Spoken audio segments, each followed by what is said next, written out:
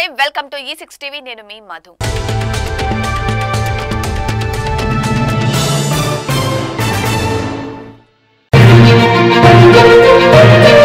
AP రాజకీయాల్లో కొత్త మార్పులు చోటు చేసుకుంటున్నాయి. పిఠాపురం మాజీ ఎమ్మెల్యే పెండెం దొరబాబు త్వరలో జనసేనలో చేరనున్నారు. ఈ మేరకు పవన్ కళ్యాణ్ తో భేటీ అయినట్లు సమాచారం.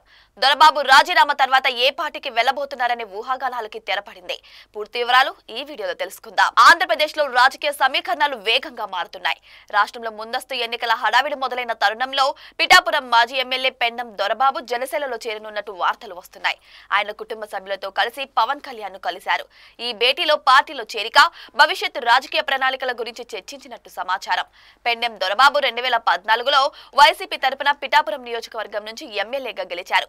అయితే 2019 ఎన్నికల్లో వైసీపీ టికెట్ వంగా గీతకు కేటాయించడంతో ఆయన నిరాశ చెందారు. దీంతో పార్టీ నుంచి దూరంగా ఉంటూ ఇటీవల ఆగస్టులో అధికార పార్టీకి రాజీనామా చేశారు. అప్పటి నుంచి ఆయన భవిష్యత్తు రాజకీయ యాత్రపై అనేక ఊహాగానాలు వినిపించాయి. ఇప్పుడు ఆ ఊహాగానాలకు తెరపడినట్లే కనిపిస్తుంది. వారం రోజుల్లోనే ఆయన అధికారికంగా జనసేన తీర్థం పుచ్చుకోనున్నారని సమాచారం. జనసేన ఇప్పటికే తెలుగుదేశంతో పొత్తు పెట్టుకుంది. ఈ క్రమంలో అనుభవజ్ఞులైన నాయకులను చేర్చుకోవడం ద్వారా బలమైన రాజకీయ వ్యూహాన్ని సిద్ధం చేస్తున్నట్టు కనిపిస్తుంది. పిఠాపురం నియోజకవర్గం వైసీపీ టీడీపీ మధ్య పోటీ వేదికగా ఉండగా ఇప్పుడు జనసేన మూడో శక్తిగా బలపడే అవకాశం ఉంది. పెండెం దొరబాబు చేరికతో జనసేనకు ఈ ప్రాంతంలో మరింత బలం వస్తుందనే భావన పార్టీ వర్గాల్లో ఉంది. ఇది స్థానిక రాజకీయ సమీకరణాలను కూడా ప్రభావితం చేసే అవకాశము ఉంది.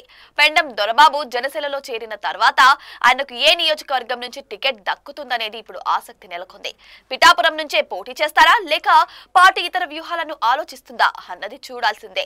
అయితే ఏదేమైనా సరే వచ్చే ఎన్నికల ముందు రాజకీయంగా కీలకమైన ఈ మార్పులు అన్ని పార్టీలకు ప్రభావం చూపేలా ఉన్నాయి. జనసేన శక్తిని పెంచేందుకు తీసుకుంటున్న ఈ నిర్ణయం ఎంతవరకు విజయవంతమవుతుందో వేచి చూడాల్సిందే. ఇటువంటి మరిన్ని అప్డేట్స్ కోసం చూస్తూనే ఉండండి E6 టీవీ.